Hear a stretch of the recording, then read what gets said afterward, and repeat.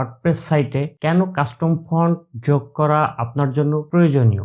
Custom font ব্যবহার করে আপনি আপনার ওয়েবসাইটের বিভিন্ন লেখাকে বিভিন্ন ফন্টের সমন্বয় করে সাইটের টাইপোগ্রাফি এবং ইউজার এক্সপিরিয়েন্স বাড়াতে পারেন।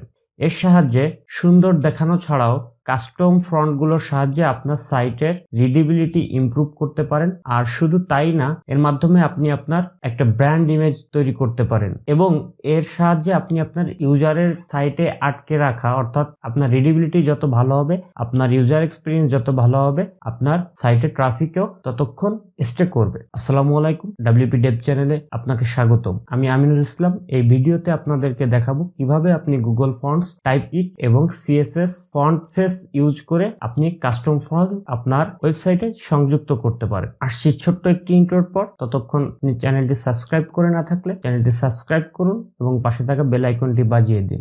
আর আপনি চ্যানেলটি সাবস্ক্রাইব করে থাকলে আপনাকে অসংখ্য ধন্যবাদ।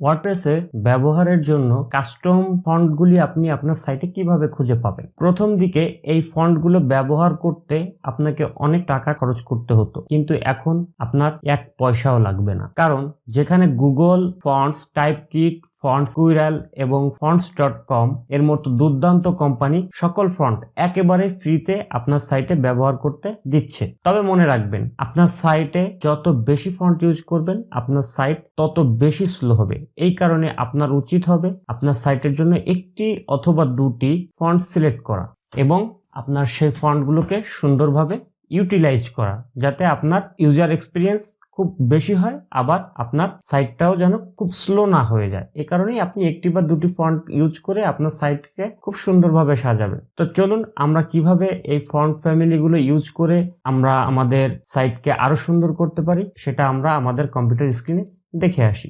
তো বন্ধুরা, আমরা চলে আসলাম আমাদের কম্পিউটার স্ক্রিনে। আমরা আমাদের সাইটে দুইভাবে ফন্ট অ্যাড করতে পারি। একটা হলো সেলফ হোস্টেড আর অপরটি হলো নন সেলফ হোস্টেড।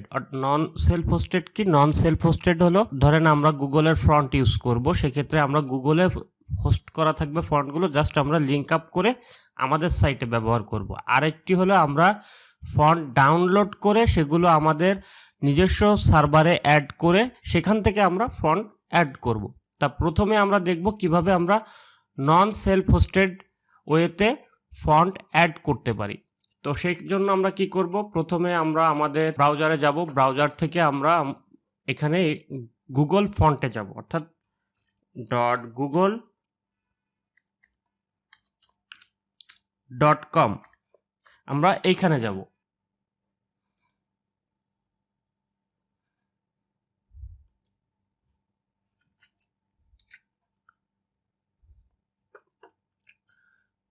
তো এখানে আমরা অনেক টাইপের ফন্ট দেখতে পাচ্ছি। তো এখান থেকে আমাদের পছন্দ মতো যে কোনো একটি ফন্ট আমরা চুজ করব। ধরি আমরা রোবোটো ফন্টটি চুজ করব, যার মধ্যে 12টি স্টাইল রয়েছে। তো আমরা এই ফন্টটি চুজ করলাম, আমরা এই ফন্টটি চুজ করব। তো সেজন্য আমাদেরকে কি করতে হবে, আমরা এখান থেকে ডাউনলোড করে আমরা সেলফ হোস্টেডে করতে পারি, আবার আমরা চাইলে ডাউনলোড না করে জাস্ট এখান থেকে লিঙ্ক আপের মাধ্যমে আমরা আমাদের সাইটে ইউজ করতে পারি। তো আমরা ফন্ট চেঞ্জ করব। অ্যাকচুয়ালি এই যে your source for Las Vegas Raiders ইউনিলিভ কন্টেস্ট, এই যে হেডারটা আছে, এইটার জাস্ট আমরা ফন্টটা চেঞ্জ করে দেখাবো। তো সে কিভাবে করব এটার ফন্ট চেঞ্জ, এই জন্য আমরা প্রথমে আমাদের গুগলের এখানে আসবো। এখান থেকে এসে আমরা লিঙ্কটি খুঁজে বের করব, যে এখান থেকে যে ফন্ট সে দিচ্ছে সে ফন্টের লিঙ্কটি নিব। সেজন্য আমরা কি করব, এখানে আসলাম, এসে আমরা এখান থেকে লিঙ্কটি খুঁজে বের করব যে আমরা কোন ডিজাইনটি নিব। তো আমরা মনে করি যে জেনারেলি হেডারের জন্য একটু বোল্ড টাইপের নেওয়া হয়। তো আমরা এই যে রোবোটোর যে এটা আছে, আমরা এই ফন্টটি নিব। তো আমরা এখানে সিলেক্ট বোল্ডে ক্লিক করলাম। করা মাত্রই দেখেন এখানে আমাদের এখানে একটি লিঙ্ক সে জেনারেট করে দিয়েছে। জাস্ট আমরা এই লিঙ্কটা কপি করব। কপি করে আমরা চলে যাব আমাদের হোস্টিং প্যানেলে। তো হোস্টিং প্যানেলে আসার পর আমরা এখান থেকে ফাইল ম্যানেজারে ক্লিক করব। ফাইল ম্যানেজার থেকে আমরা পাবলিক HTML, তারপর আমাদের যদি সাবডোমিনে থাকে সাবডোমিনের ফোল্ডারে যাব, আর যদি মেইন ডোমিন থাকে মেইন ডোমিনের ফোল্ডারে ঢুকবো। তো দেখা যাচ্ছে আমার এটা সাবডোমিনে আছে, যেটা আমরা ডেমো নামে করা আছে। তো আমরা এখানে গেলাম, যাওয়ার পর আমরা আমাদের থিম ফোল্ডার যেটা আছে সেখানে চলে যাব। তো আমরা থিম ফোল্ডারে চলে যাই, থিম ফোল্ডার থেকে আমরা অ্যাক্টিভ যে থিম ফোল্ডার আছে সেখানে ঢুকবো। ঢোকার পর আমরা এখান থেকে header.php যে ফাইলটি আছে জাস্ট সেখানে ডাবল ক্লিক করে আমরা এডিট মোডে আসব। আসার পর আমরা জাস্ট এখানে মেটাতে আমরা এই যে গুগল থেকে যে লিঙ্কটি কপি করলাম সেই লিঙ্কটি এখানে পেস্ট করে দিব। পেস্ট করে দিয়ে আমরা সেভ বাটনে ক্লিক করব। সেক্ষেত্রে কি হলো যে আমার সাইটের সাথে এখন গুগলের ওই ফ্রন্টটি, রোবোটো ফ্রন্টটি কানেকশন নিয়ে নিল। এখন আমরা কি করব, CSS ফাইলের মধ্যে জাস্ট আমরা ডিক্লেয়ার করে দেব যে ওইখানকার ফন্ট ফ্যামিলিটা কি হবে। আমরা যেখানে আসলে ফন্ট ফ্যামিলিটা ইউজ করব, যে এইটার ফন্ট ফ্যামিলিটা কি হবে, জাস্ট আমরা সেটা ডিক্লেয়ার করে দিব। তার বাদেও আমরা একটু দেখে আসি। দেখুন গুগল এখানে বলে দিচ্ছে যে ফন্ট ফ্যামিলি আমাদের কিভাবে লিখতে হবে। তো আমরা এই জিনিসটা অ্যাড করে দিব। তো আমরা আমাদের সাইটে চলে যাই, এসে আমরা জাস্ট এখানে ইনস্পেক্ট করব। ইনস্পেক্ট করে আমরা আগে চেঞ্জ করে দেখব যে আমাদের এটা ঠিক পারফেক্টভাবে চেঞ্জ হচ্ছে কিনা। তো আমরা এখানে এই যে প্লাস চিহ্ন আছে জাস্ট এখানে ক্লিক করে আমরা এই যে আমাদের ডিভ আছে এটাকে সিলেক্ট করে নিব। সেখান থেকে আমরা H1টাকে সিলেক্ট করব। H1 সিলেক্ট করলাম। সিলেক্ট করার পর এখন আমরা কি করব, এখানে গুগল থেকে যে ফন্ট ফ্যামিলিটি দিয়ে দিছে এটিকে জাস্ট কপি করে নিব। কপি করে আমরা ওইখানে পেস্ট করে দিব। এখানে জাস্ট পেস্ট করে দিব। দেখুন আমার ফন্ট কিন্তু চেঞ্জ আসছে, কিন্তু রোবটের মতো আসেনি। এখন রোবটের মতো আনতে হলে আমাকে জাস্ট এটাকে কপি করতে হবে, রুলটাকে কপি করতে হবে। দেন আমরা চলে যাব আমাদের হোস্টিং প্যানেলে, গিয়ে আমরা এখানে যে CSS ফাইল আছে সেটাকে ওপেন করব এবং এখানে আমরা পেস্ট করে দিব। এটাকে পেস্ট করে আমরা সেভ করব। তাহলে চলুন এখন দেখে আসি আসলে আমাদের ফন্টটি চেঞ্জ হয়েছে কিনা। তো দেখুন আমরা এটাকে রিলোড করি। রিলোড করলে দেখুন আমাদের ফন্টটা কিন্তু চেঞ্জ হয়ে গেছে। আমাদের আগের ফন্টটা কি ছিল আমরা একটু দেখে আসি। আমাদের আগের ফন্ট ছিল এইরকম। আর দেখুন আমাদের নিউ যখন আমরা রিলোড করলাম, রিলোড করার পর আমাদের ফন্টটা কেমন আসলো। দেখুন আমাদের নতুন ফন্টটি এইভাবে আসছে। তো আমরা যদি দুটোকে একটু করে যদি কম্বাইন করে দেখি যে কেমন আসলো, দেখুন এটার ফন্টটা আর এটার ফন্টটা দেখুন চেঞ্জ হয়ে গেছে। দেখুন এই যে দুটো স্টাইলটা দেখুন চেঞ্জ হয়ে গেছে, আমাদের ফন্ট চেঞ্জ হয়ে গেছে। তো এইভাবেই আমরা আমাদের ফন্টগুলো চেঞ্জ করে নিতে পারবো। এখন আমরা দেখব কিভাবে আমরা সেলফ হোস্টেড, অর্থাৎ আমাদের যদি নিজস্ব সার্ভারে যদি আমরা ফন্টটাকে হোস্ট করে সেখান থেকে যদি আমরা লিঙ্ক আপ করি সেটা কিভাবে করব। আমি আগেই একটি ফন্ট ডাউনলোড করে রেখেছি অ্যালেক্স ব্রাশ নামে। তো আমরা ফন্টটাকে একটু দেখে আসি। তো আমাদের ফন্টটি দেখতে এরকম। এখন আমরা এটাকে সেলফ হোস্টেড করব, অর্থাৎ আমাদের সার্ভারে আমরা আপলোড করব। আপলোড করে তারপর আমরা সাইটে সাথে লিঙ্ক আপ করব। তো এই জন্য কি করব, প্রথমে আমরা আমাদের ফাইল ম্যানেজারে যাব।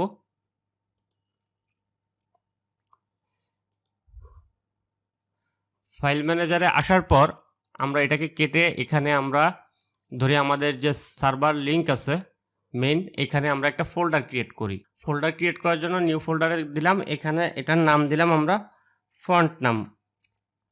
ফন্ট দিয়ে আমরা জাস্ট এটাকে ক্রিয়েট করলাম। তো আমার ফোল্ডারটি চলে আসলো। এখন আমরা আমাদের ফন্টটি এখানে আপলোড করব। আপলোড করার জন্য আমরা আপলোড বাটনে ক্লিক করে এখান থেকে ফাইল দেখিয়ে আমরা জাস্ট আমাদের আমাদের ফন্টের যে লোকেশন আছে সেখান থেকে আমরা ফন্টটিকে দেখিয়ে দিব। দেখিয়ে দেওয়ার পর দেখুন আমার ফন্টটি কিন্তু আপলোড হয়ে গেল। আপনি এটাকে একটু রিনেম করে নিই আমরা।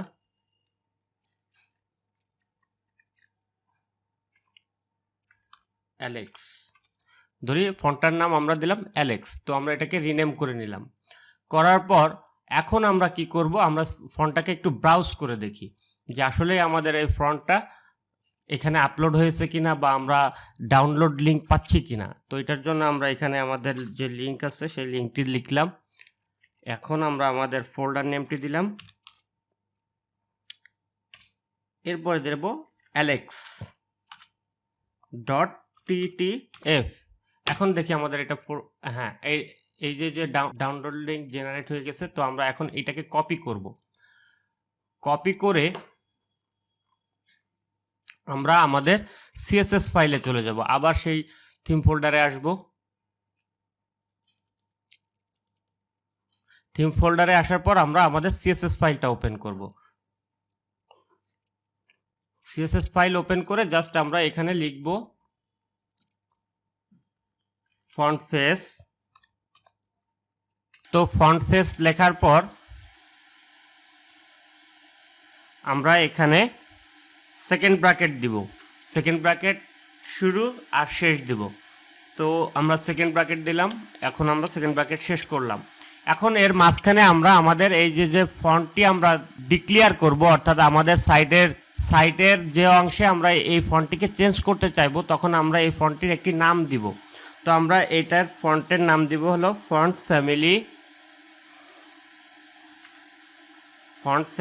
ধরি এটার নাম দিলাম অ্যালেক্স। এখন আমরা আমাদের যে লিঙ্কটি ছিল সেই লিঙ্কটি আমরা এখানে ডিক্লেয়ার করব। তো সেজন্য আমরা কি করব, এখানে লিখব src ইকুয়ালস টু না ক্লোন। এখন এখানে আমরা লিখব url। দেওয়ার পর আমরা এখানে যে আমাদের ফন্টটি ছিল সেই ফন্টের ইউআরএল এখানে দিয়ে দিব, https clone/। আমরা আমাদের ফন্টের লিঙ্কটি দিয়ে দিলাম। দেওয়ার পর আমরা এখানে এটাকে ক্লোজ করে দিব। ক্লোজ করে দেওয়ার পর আমরা জাস্ট এটাকে সেভ করব। এখন এটা কিন্তু আমাদের অ্যালেক্স নামে, অর্থাৎ আমরা যেখানেই আমরা ফন্ট ফ্যামিলিকে অ্যালেক্স নামে কল করব সেখান থেকেই আমাদের এই অ্যালেক্স ফন্টটি চেঞ্জ হবে। তো আমরা আমাদের তো আগে ছিল আমরা একটি গুগলের ফন্ট ডিক্লেয়ার করেছিলাম রোবোটো নামে। আমরা যদি জাস্ট এখানে অ্যালেক্স নামে এখন ডিক্লেয়ার করি, এখানে যদি অ্যালেক্স নামে ডিক্লেয়ার করি তাহলে আমাদের ফন্টটি কিন্তু চেঞ্জ হয়ে যাবে। তো আমরা দেখি এখানে অ্যালেক্স নামে ডিক্লেয়ার করে দেওয়ার পর আমরা সেভ বাটনে ক্লিক করব। এখন আমরা চেক করে দেখি আসলে আমাদের ফন্টটি চেঞ্জ হয়েছে কিনা। তো সেজন্য আমরা প্রাইভেট উইন্ডোতে যাব। যাওয়ার পর আমরা একটু দেখে আসি ডেমো। দেখুন আমাদের ফন্টটি কিন্তু চেঞ্জ হয়ে গেছে। আমরা কি ফন্ট সেলফ হোস্টেড করেছিলাম, এই যে এই ফন্টটা আমরা সেলফ হোস্টেড করেছিলাম। জাস্ট দেখুন আমাদের এটা কিন্তু চেঞ্জ হয়ে গেল। তো এভাবেই আপনি আপনার সাইটে ফন্ট ফেস ব্যবহার করে আপনার সাইটকে আরও সুন্দর করতে পারবেন। তবে অবশ্যই মনে রাখবেন যে আপনি যত বেশি ফন্ট ইউজ করবেন আপনার সাইট তত বেশি স্লো হবে। এই জন্য আমি আপনাদেরকে রেকমেন্ড করব আপনারা একটি অথবা দুটি ফন্ট ইউজ করুন। আশা করি আমার এই ভিডিওটি আপনাকে ওয়ার্ডপ্রেসে কাস্টম ফন্ট যুক্ত করতে সাহায্য করবে। যদি ভিডিওটি আপনার কাছে ভালো লেগে থাকে এবং যদি মনে হয় চ্যানেলটি আপনার উপকারে আসবে, তাহলে পরবর্তী ভিডিও পেতে আমাদের ইউটিউব চ্যানেলটি সাবস্ক্রাইব করে রাখুন এবং পাশে থাকা বেল আইকনটি বাজিয়ে দিন। আবার দেখা হবে অন্য কোনো ভিডিওতে। ততক্ষণ সবাই ভালো থাকবেন। আল্লাহ হাফেজ।